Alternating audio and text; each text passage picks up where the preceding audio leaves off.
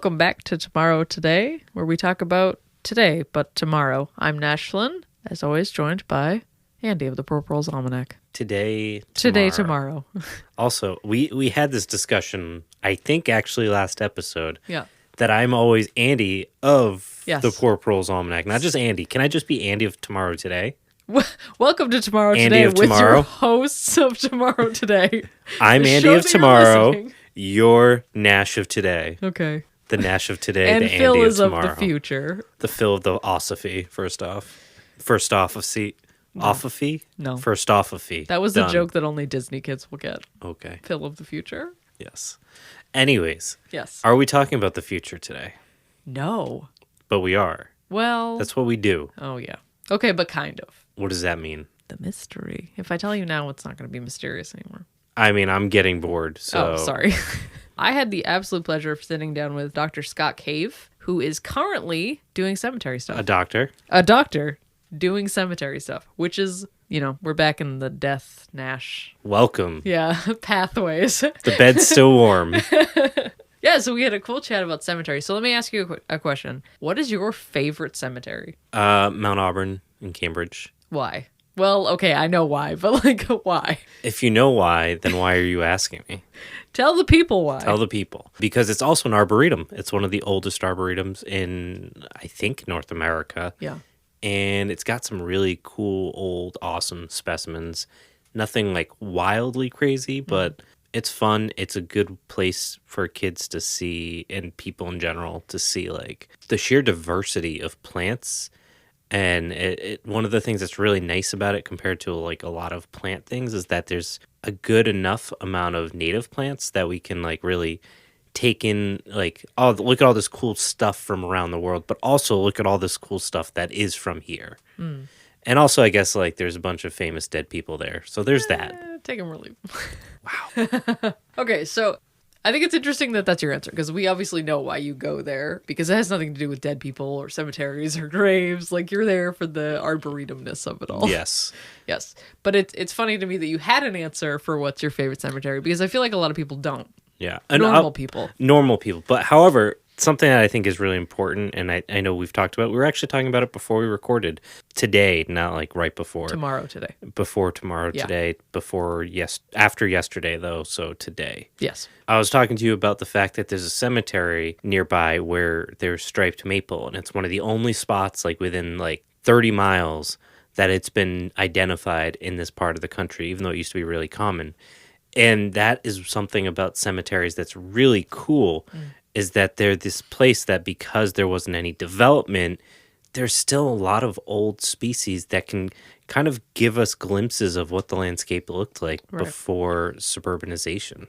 And you're not going to believe this, but we talked about that Oh, man. in my interview. Oh, man. Here we go. Yeah. Here we go.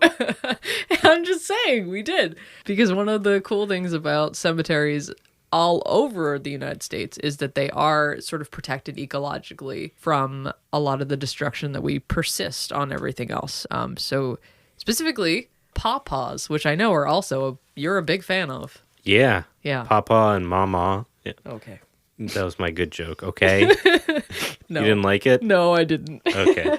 Well then. Yeah, pawpaws are not native here, but he's in Virginia. Yeah, somewhere down there. So that is the range. Yes. I guess for you, as somebody that wasn't going in as a plant person, what were some of the takeaways or some of the thoughts around my side of things for a change that you thought were really interesting? What did I think about plants? Okay, so in truth, cemeteries actually have a long history with gardens, plants, arboretums, but it really happens after the United States Civil War that Here really. We go. I know, I'm sorry, I'm boring everyone now. It really happens after the United States Civil War that we move into this very romanticized idea of what death should look like. Because prior to that, cemeteries, graveyards were cultural centers. So they weren't just where you buried your loved ones or people you didn't like. It was also where animals grazed. Your meeting houses were normally there. So the dead were really a center of town. Whereas today we sort of shove them on the outskirts of town. And So cemeteries used to sort of be this cultural center hub of life, but now they're sort of shoved out to the suburbs, really. So one of the nice things about having these garden cemeteries is they are protected ecologically, but that's only when they make it on like a historical register, or there's a reason for them also to be an arboretum. So what I actually talked about with Dr. Scott Cave was cemeteries that don't get protected, that they don't get taken care of, that the ecology actually threatens to ruin some of the stones, or the populace actually ruins the ecology. So he's working on this project, Citizen Cemetery, where he's been actually going back in and trying to help the cemetery reclaim some of its origins. So cleaning the stones, making sure that invasive species don't destroy all of the things that are there. And it's actually really, really fascinating work, and I recommend anybody who lives near a historic cemetery, or a non-historic one really, who notices that nobody's taking care of it, to reach out to your town, your community, and see what you can do to help bring it back, because those are important. Most towns have like a conservation committee, or I don't know what it's called, but some form of like historic preservation committee. Right. And I think there's a specific term for cemeteries. I don't know what it is off the top of my head. But there's a lot of resources out there for people that are just, they probably won't do the work, but they'll be like, yay, go do it. Exactly. Yeah. We value that too. But one thing I do want to point out that you brought up casually is that great cemeteries were used for grazing. Because if you've ever seen a cemetery being grazed, it's like a cool thing, because it's like, you'll see like sheep like sleeping on a gravestone and like on a slab, and they're just like chilling, living their best life. Just, being sheep, not knowing they're walking on a bunch of dead bodies. Or not caring. Sheep are kind of vicious. They will eat you if I've they can. looked into the eyes of sheep. I've looked into the eyes of you looking into the eyes of sheep that wanted to eat you. Yeah. So it was a real Black Phillip experience. Black Phyllis, first off. Yes. Okay, so do you have any new, like, after this interview, do you, going into a cemetery, doing the things you do? That makes it sound weird, but okay. Are you going to pay more attention to the ecology? Do you have any new perspective on what you see when you walk into an old cemetery? I'm actually, I live in colonial New England, and I'm actually curious to see how much of, like, I've never really thought about a changing ecology when I walk into a graveyard, right? Because that's not what I'm there for. But I do think this conversation made me think about what it might have looked like when the cemeteries were new versus what they look like now, and how much of the stone destruction is actually because of invasive species. Typically New England gravestones are slate, so they're destroyed anyway, because it's not a material that has a ton of longevity, and it is very porous and very brittle, so they do get destroyed just by moss, by sun, existence, teenagers, just in general. Getting looked at funny. Having a dead body underneath it, being haunted. Real ugly people, just they go down. The sun. We could go on, really. There's a lot of problems with slate. This is starting to feel... Some slate hating group right now. Slate Haters United. But like thinking about... Find them on Facebook. Okay. But thinking about what it might have looked like, or what the original intent of a space might have been, if they're not family plots, thinking about what it could have been, what it might have been, like thinking about Mount Auburn, that had a real dedicated purpose. And so a lot of those trees are protected, and it's a very different experience than a lot of the cemeteries that sort of just pepper the Northeast, I think. Yeah, and I think it also is a reminder of like the terminality of the concept of graveyards. Mm-hmm. As long as they exist as they do, as this permanent thing on a planet with finite resources where people are perpetually dying. I mean, climate change is going to make that argument kind of meaningless, but still, like, in a philosophical exercise, it does raise some really interesting points about what the purpose is and how realistic the way we do it today is. Right. And if in that context, our graveyards are very much like an artifact in time, because we can't continue to create cemeteries in spaces like we did in the past, because our cities are designed differently. Our rural spaces are more disconnected from our cities. Population densities, finite land, land costs, resources for developing and treating graveyards the way we have in the past. If you go to a modern graveyard, it is flat. If you go to Plymouth Burial, it's like a weird cliff, basically. There's a graveyard about 10 miles northwest of Plymouth Graveyard that's basically on the beach. Like, that is not something you would do today because that land is way too valuable. You know, it is one of those things where you start to think about, how we've buried our dead across history. And of course, we don't always know how common people got buried, or if we do, it's just, kind of a bummer. But, Wow. Hey, Ruth. What's up? What's up, Ruth? Miss you. But you think about the pyramids, and those are so obviously visible on a landscape. They're obviously, set in a specific time. We have a lot Pyramids were the first pickup trucks. What does that mean? You know what that means. I don't. It's all about that energy. Yes. Okay. So, fine. Small dick energy. We got it. But Do you disagree? No. But so this is my big takeaway from this, right? So we used to have these big pyramids, and only the really cool people who were leaders and rich people got to have those, right? But they're very physically on the landscape. They tell us a lot about death and dying. I think cemeteries are going to be that for this time period, really. We've developed these spaces. They feel very temporal to us, but we're not going to have the space to continue doing this for people, right? So these are going to be historic monuments in a lot of ways, if they're not already. And the longer humanity goes on, the more likely it is that where grandma's buried is going to become a historic site. If humans live long enough for You just that. literally took what I said but made it sound better. Well, that's what I'm here for, really. Okay. But my point Dr. is... PhD, here to steal your thoughts and put a citation on it. Well, isn't that what all academia is, really?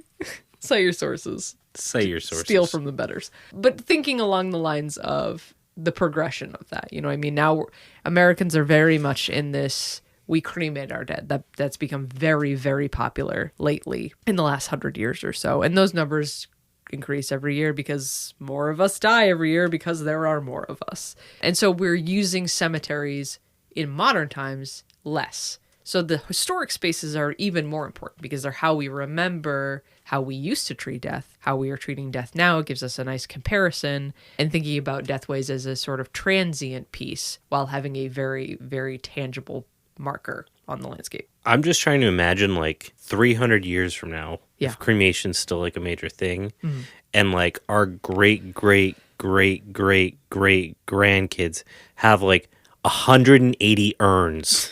Just lining them up. This is my great great great grandfather, and this might be my great great great grandmother. I'm not 100% sure. I might just put her in the ocean. I don't know. I honestly hope She loved the beach, I think. I checked her Instagram. Loved it. beaches are just actually cremated people. We've run out of sand because flooding, and they're just The people softest now. sand you've ever had.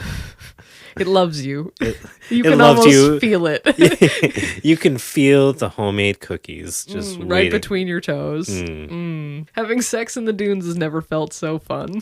Has never felt so incestual. Orgies, if you're not related to them. Yeah, there's a lot of that's a big orgy. That's true. Statistically speaking. But isn't everywhere a gravesite from something right now, On a high enough scale, aren't we all having an orgy? Yes, with crabs and things, I mean, microbes and yeast in the air. we're all just fucking all the time. which brings us back to cemeteries. Which brings to the dead. Yes. To the dead. Don't have sex with the dead. That's our takeaway from this. Or do, just not their current bodies. Yes, Wait till they okay. get cremated. Have sex with their spirit. Mix them with some cream and then mate with it. Oh God. You're welcome. I'm here all week. You can have your ashes put into a dildo. Into a lube. Oh, I don't know about a lube. Well, I what feel if about the dildo that sprays lube? with the nutsack you're talking about right The one that you can squeeze and it shoots out? See, I don't know. You've never heard of this? This is a real academic podcast. We really try here.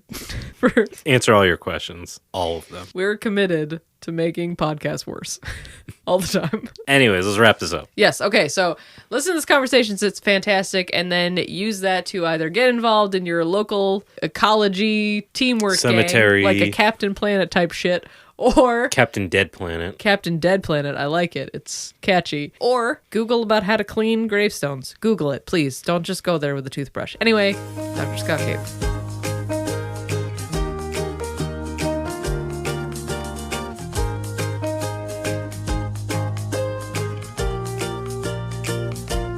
So I'm joined today with the fabulous Dr. Scott Cave, a historian, a stay-at-home dad, and a guerrilla gardener who's working on caring for Citizen Cemetery in Bristol, Virginia, and bringing well-deserved attention to the city's eroded Black history. Scott, thank you so much for joining us. Thank you so much for having me. I really want to talk to you about this whole project and how you got here and what you were studying before. Uh-huh. But before I get into that, I really want to talk to you about gravestones. Most of the people that listen to the show know that I have a degree in gravestone iconography. I'm obsessed with gravestones. I could talk about them for the rest of my life. But I want to hear you talk about them and specifically what drove you to working with them and why you like them. I kind of fell into this project in a totally ass backwards way.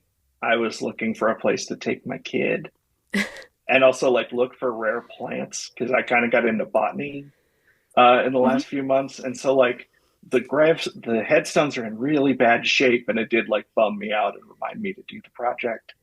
But like, I Yeah. don't know if that quite answers your question. No, it does. So I got into them very, very academically, but I know that for most people who even study death peripherally, like as an academic or as just like a casual observer of things, nobody studies gravestones or cleans gravestones because for the study of death or history, they don't really matter. And it's frustrating to hear people say that they don't matter because of how much they actually give us historically. Right. I have been interested in death and how it makes people appear in the archive since I started doing my PhD work.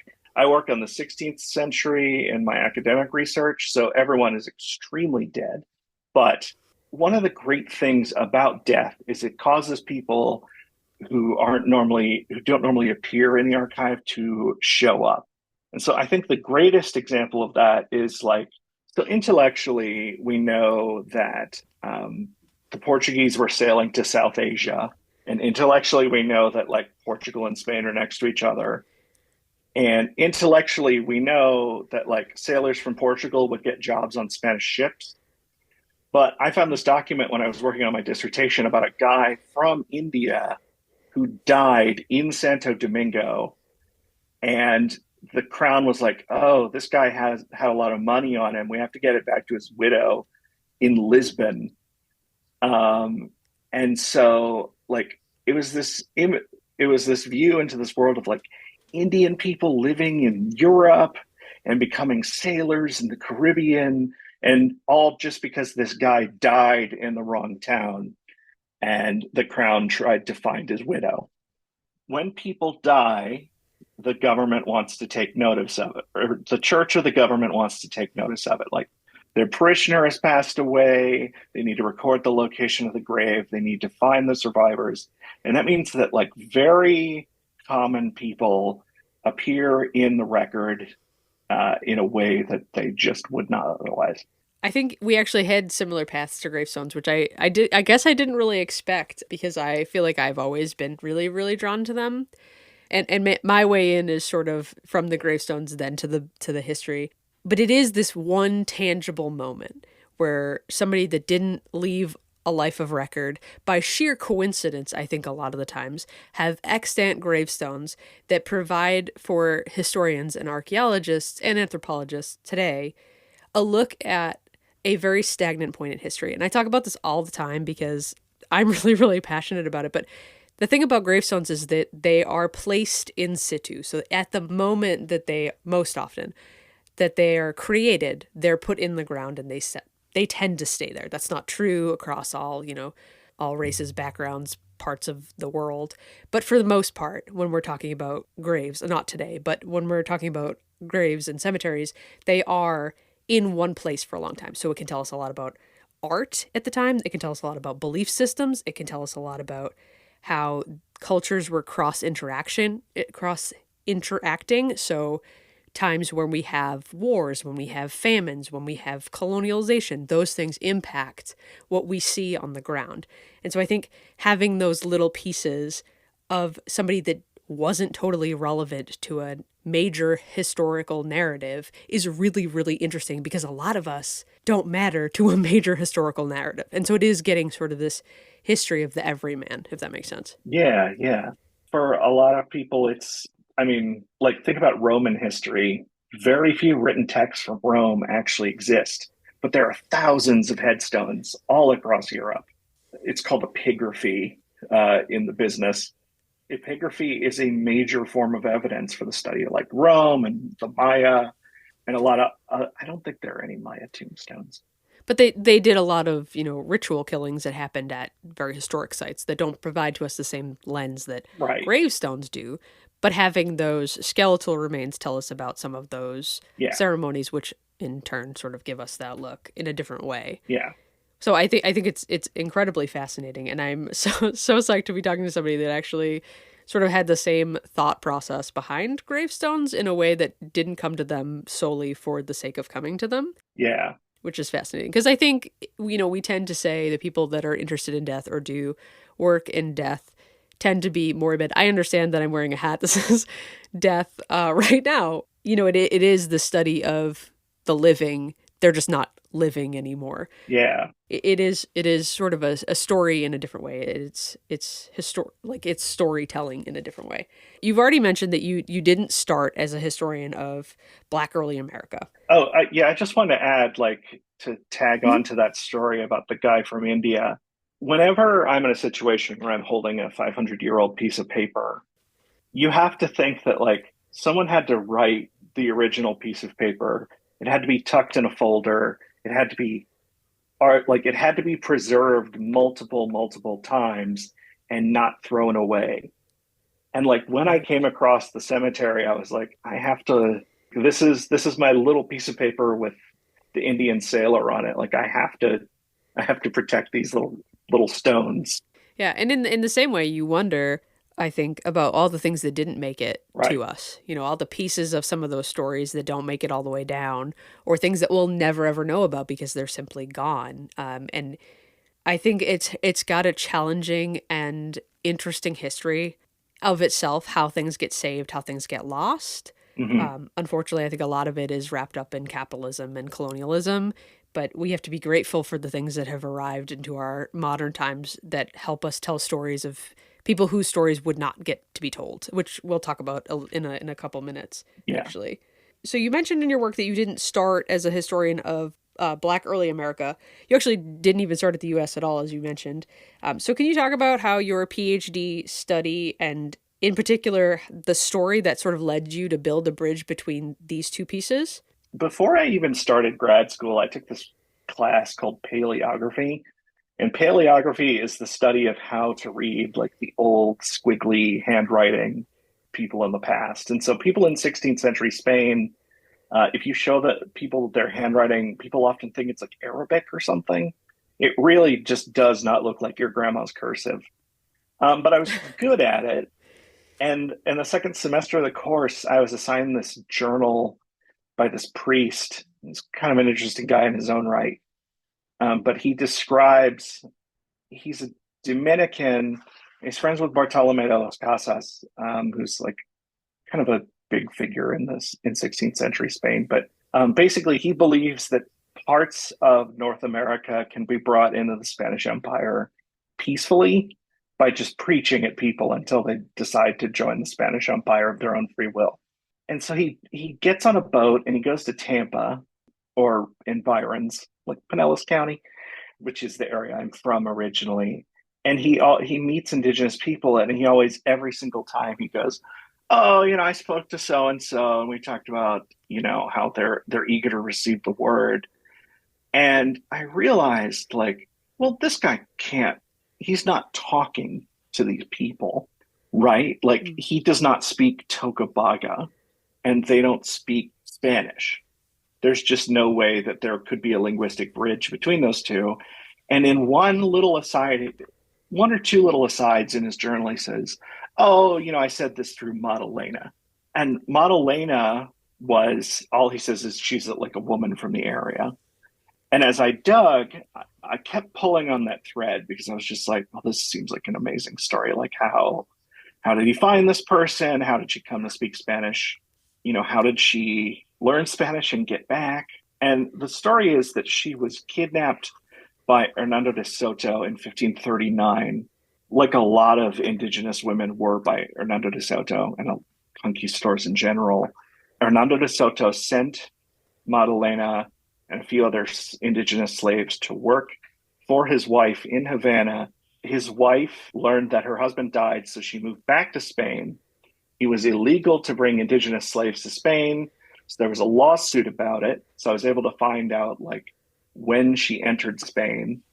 And the king said, well, normally we would return indigenous people to where they're from, but we don't own Florida yet.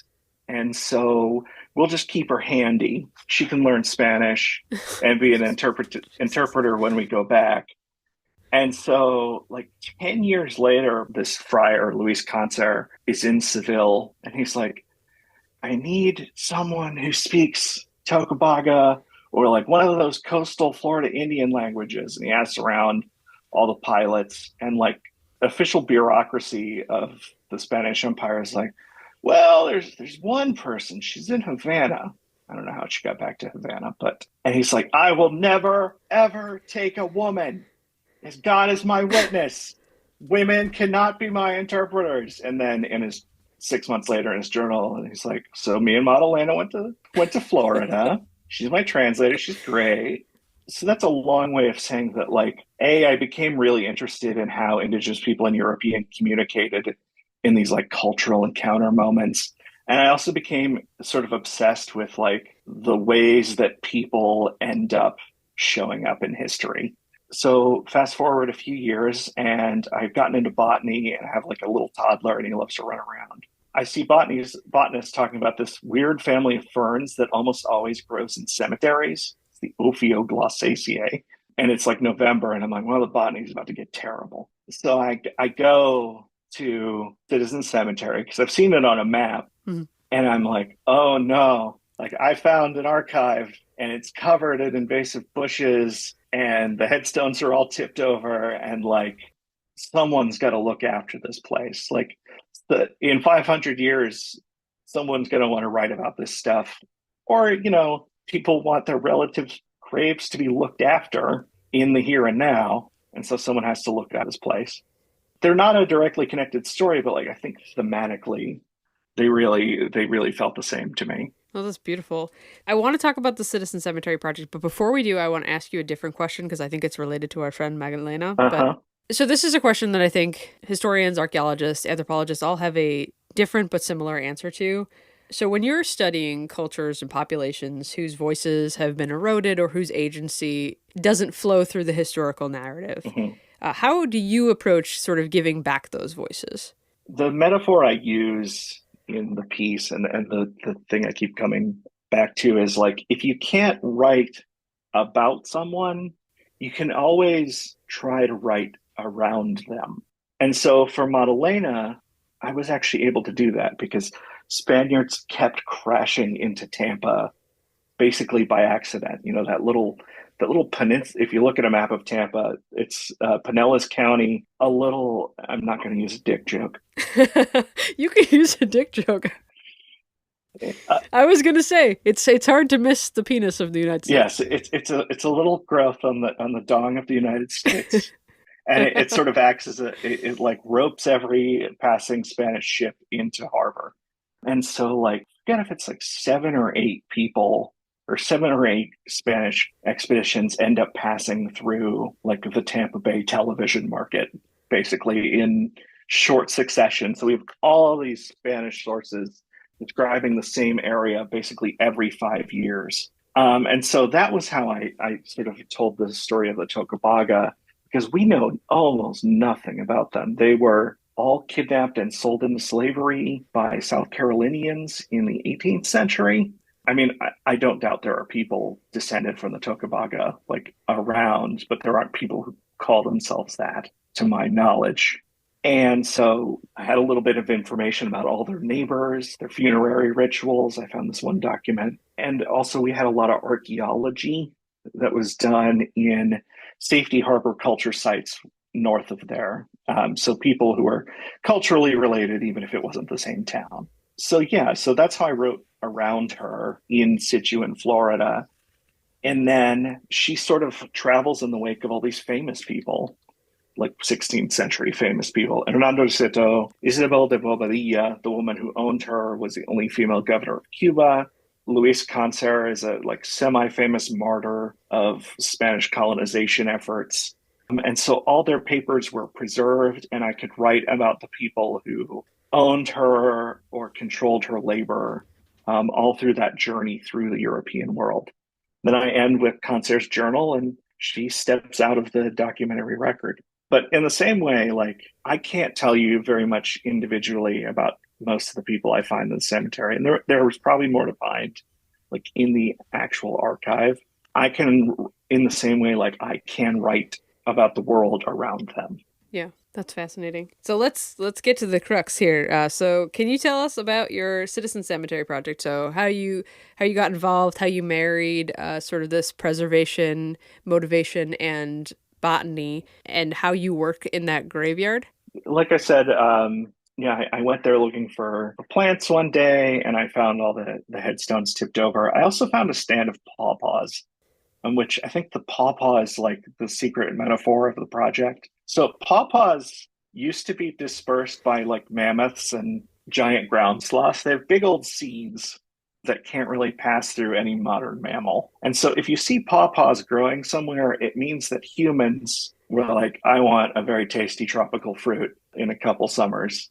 And so I'm going to plant pawpaws in this spot. And so when I saw those pawpaw trees, I realized like, oh, people have been taking care of this place.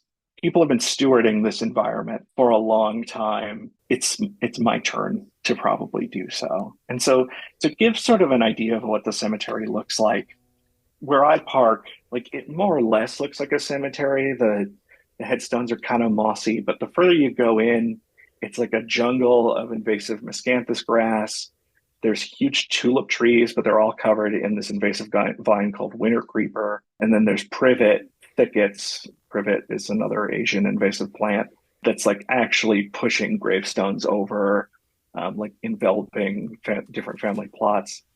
And so when I have time, when my wife can watch my kid, or when my kid's feeling a little cooperative, I just go in and I pull vines off of the big old trees, and I pull dead branches off of the family plot fences, and I cut down the privet and I poison it so it doesn't come back.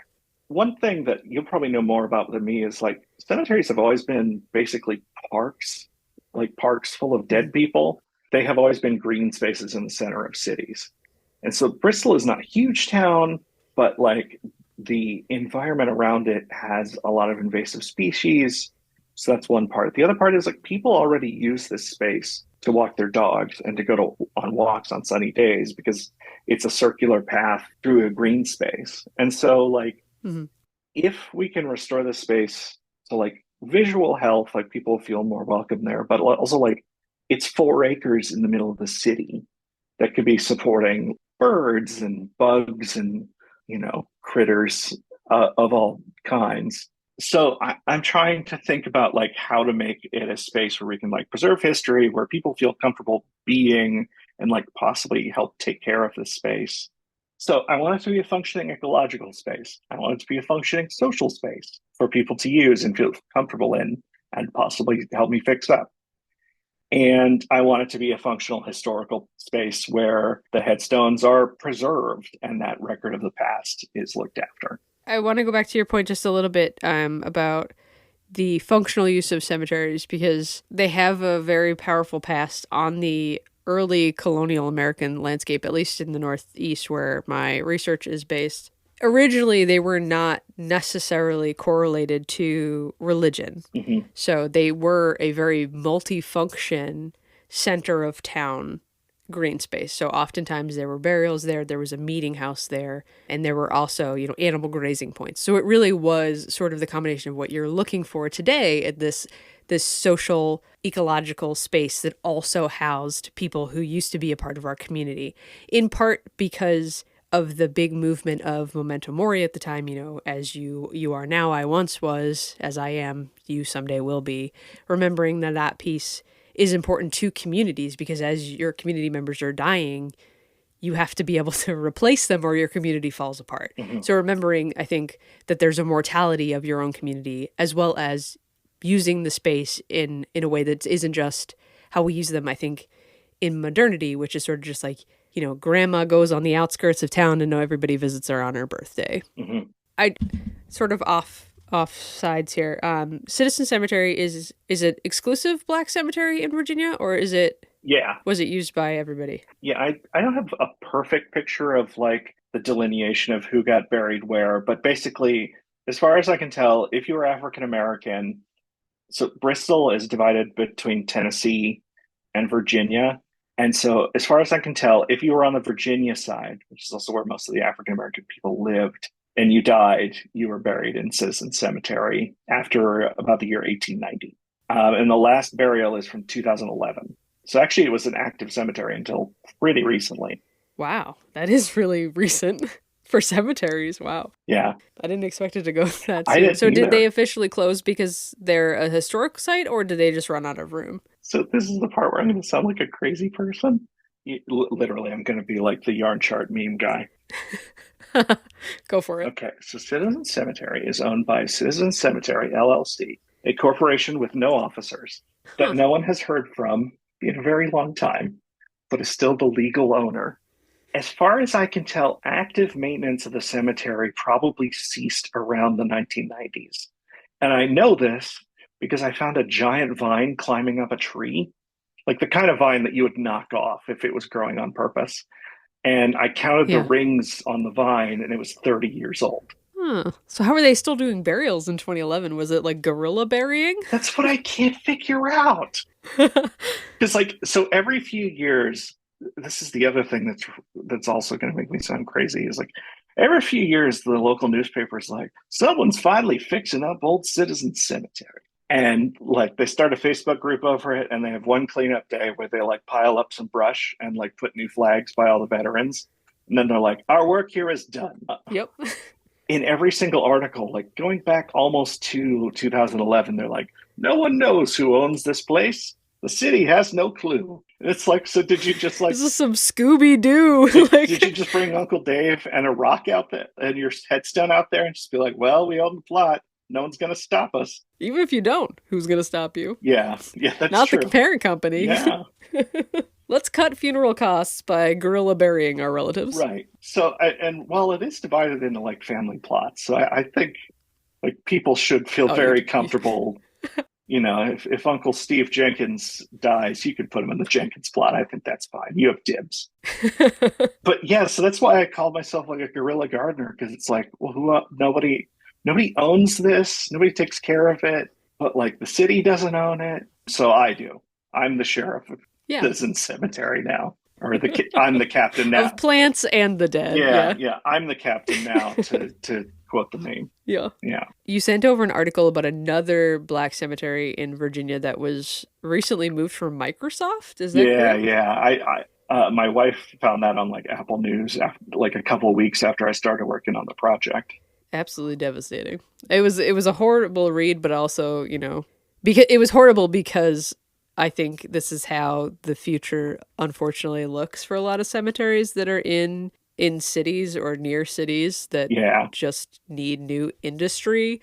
So I worry about a lot of the other sites Yeah. Well, around. yeah. I mean, black cemeteries are at such a disadvantage. So a lot of the headstones are not as ornate, as obvious as like a very nice 19th century New England graveyard. Like a lot of the stones are concrete, or in some cases, like if you were really truly poor, like you'd get a piece of quartz or like a yucca plant, and you just plant it on top of your loved one, and like those markers are like yuccas are perennial. They come back from rhizomes. Like you can still see basically where that yucca was planted 100 years ago. But like if someone doesn't want to see a cemetery, they're just going to be like, well, it doesn't look like anything to me. Right.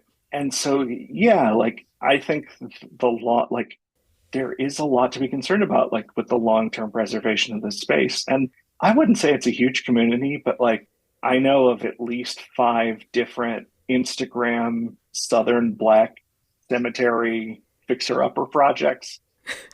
Fixer-uppers. And in every case, like I think the ones in Richmond are owned by the city, but like in other cases, like it's always the same situation. Like no one clearly owns this. There's no like clear chain of custody. It's just I recognize that this sucks and like the space needs to be maintained. I can say just, from my experience, it even is a problem, I think, for cemeteries everywhere, but particularly for communities who aren't part of the major historical narrative that those are threatened. Burial Hill in Plymouth is one of the first burying grounds of colonial white America. And they didn't get on the National Historical Register, I think, until the 1970s. I might be wrong on that, but I think it's in recent memory. Thinking about that and thinking about how important that cemetery has become to understanding American ideology Mm-hmm. versus everything that is buried underneath that. The Wampanoag tribe has lived here for tens of thousands of years, Mm-hmm. and we buried, a handful of white people on top of them and called it a National Historical Site. And I think that can be true, but it has to also be hand in hand with remembering the communities that we've erased to put that there, that we've buried on top of, or that we've completely forgotten because their burials weren't like ours or they were in the way of ours. So in the same way that I worry about corporations literally building on top of Yeah. and just moving bodies out of the way, we have to also remember the people that don't have those sites and that they're still a part of the narrative that we're creating as humans, even if they don't have this tangible evidence and we don't ever know that they existed. We understand that they, as a community, existed and we erased them. Yeah. To talk about Tampa and in that area for a little bit. There's no rocks in Florida. Like there's no good source of gravel or like building material. Because Huh. the soil is just sand. It's just old beaches, basically, the whole peninsula. Indigenous burial sites tended to be on shell middens, which are big mounds made of oyster shells. A lot of those burial grounds were turned into gravel or concrete aggregate to build cities in late 19th and early 20th century Florida. Like we Jesus. basically like mulched the graveyards. People. Yes. Oh my God, I'm laughing, but it's horrible. Yeah. Is Florida haunted? Is that why there's so many issues down there? Yeah, I mean, you get you have two whole layers of indigenous genocide between the South Carolinians and then the Seminole Wars, and then you mulch any record of that existing to drive your car over it. You're Oh doing my God. environmental crimes. Walt Disney's doing his black Oof. magic outside of Orlando. Like Yeah. it, I was gonna say, are there no crimes that Florida man has not perpetuated? I mean, Disney sued a bunch of Haitian tomato workers for painting a Minnie Mouse on their daycare down in the Everglades. So it's just bad vibes all the way down. Yeah, it is. It really is. Maybe that's why it's sinking into the sea. Yeah, The it's bad vibes are too heavy. yeah, Oh my goodness. So just to get us thinking about the end game here. Okay, let's talk perfect worlds. yeah. How does the future of managed cemeteries look to you? And if there's a way for people to get involved in their local cemeteries, protecting those sites, how would you recommend they start? So for the future of cemeteries, this is where I think the environmental part comes in. Is that the main danger to most cemeteries is that the plants in them grow up over the graves and knock them down. Especially ones in urban areas, like you're going to have privet and tree of heaven and ivy. So people love putting ivy in cemeteries because apparently they can't think forward in time at all and think about how the It's ivy. spooky. Yes, it is Yeah. spooky. Ground covers are inherently spooky. Maybe there's a metaphor about how like the earth will come for us all and swallow us. But memento mori, here's some ivy. Yep. If you can get the invasives out and landscape it in a way where like people can maintain it, cut down dead branches and mow the grass where there needs to be grass, then basically like a couple people can take care of a cemetery forever. You'll need either volunteers or professionals to take care of the headstones, but like the space itself will just keep going. It just requires like someone has to be the guy or the woman or the non-binary person to just agree that they are in charge of the cemetery. And hopefully you can like a lot of the other cemeteries I'm aware of are like charitable partnerships or are owned by the city. But like there has to be a structure someone has to be the sheriff of or the captain of the cemetery for it to continue to be looked after. If you live in the South, especially like the East Coast of the South, there probably is some kind of preservation group working in your local cemetery, often an African American cemetery, and you can join them. But the other thing I'd say is look on Google Maps. Like, this is how I found the cemetery. Little green things that aren't parks dotted all over your city. I recently found Yeah. out that our city had a Jewish cemetery, which means it had a synagogue, which, like, I don't think of synagogues even existing in Appalachia. And it turns out that that synagogue cemetery is very well looked after, thankfully. But, like, look at your Maps app and see what's in green, and see if it's being taken care of. Just to echo that, do your due diligence. And if you don't know how to glean a grave, look into it. Yeah. There are some great resources out there. Ask your local historical society to see if anybody knows how to do it and they could show you, or if they can point you in the direction of some written article or website that shows you how. Please don't just go in with the toothbrush and go at it, because that's how you can ruin artwork. Right. Look into it, because there are some beautiful small, even family cemeteries peppered throughout colonial New England, the colonial South, that really, I think, have gotten lost. There's a great account actually that I started following a long time before I started this project. It's called San Fernando 2, I think. And it's a historical Latino cemetery in San Antonio. And he talks about how to clean graves and sort of like what his process is. Yeah. And so that's a great resource. There's also Epic Preservation, EPOCH, on Instagram. They're up here, I think. Yeah, but yeah, like the history intensive part of Massachusetts is where they operate. Yeah. I think they might be north of Boston slightly, but that's where a lot of the activity is, and that's where a lot of the protections have happened. It's less so to the cities south and west. Yeah. So check out some of those resources. Find your local cemeteries that are missing. Thank you so much for coming on, Dr. Cave. And where can people find you if they're looking for more of you? Right now, I'm trying to keep it off of Facebook. No, that's a joke. Although it isn't, not a joke. As an aside, I am actually trying to keep it off of Facebook so we don't do the like, yay, we fixed it. We put some flags out. Yeah. And we wouldn't want to invite, like metaverse cemeteries either. Like looking at you, Mark Zuckerberg, please don't invent those. Oh, Jesus. It's like, it looks like Wii Bowling, but it's a cemetery and you wear a helmet for it.